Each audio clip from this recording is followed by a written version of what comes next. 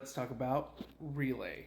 I'm going to be honest, I didn't really know much about Relay. I just saw that the movie was getting really good reviews. I had a couple people recommend it to me, and I honestly do not get the hype with this film. First things first, I think the concept of the film is really good. Like, I like the idea of a relay system where you can contact this negotiator who, on your behalf, does all the dirty work to try to kind of clear your name and kind of get you back into normal life.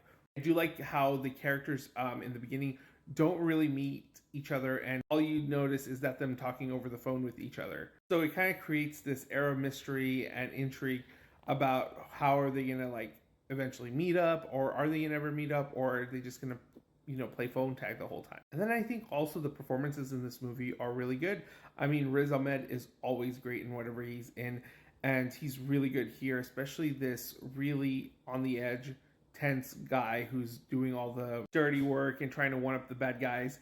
And he's paranoid, but he's really good at what he does. Lily James is good. I really like Sam Worthington in this movie. He plays a really fun like baddie, but that's kind of where this film for me stops being great.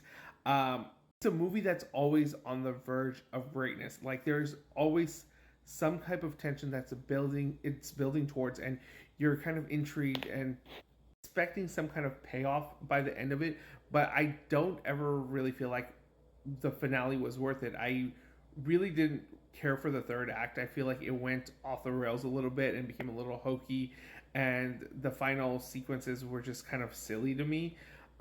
There is a twist without going into much detail. It wasn't predictable, but I think it was handled well, but at the same time, it didn't really add much to the story overall. And the more I sat with this movie, the more I thought about it, I was more disappointed than anything, because it was a movie that was just interesting enough to keep my attention.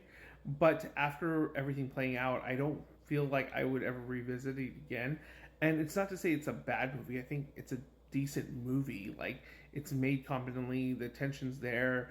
There are pretty good solid performances, the music, everything works. It's just the payoff is not there, and the finale, like I said, I don't really care about that third act. I feel like it does go off the rails, and it doesn't really pay off on what it was building upon. So it's really hard for me to recommend a movie like this where I don't feel strongly either way. I feel like in a couple months I'm gonna forget it, that I even watched this movie, and if somebody mentions this to me, I'll be like, "Oh, okay, it was a movie."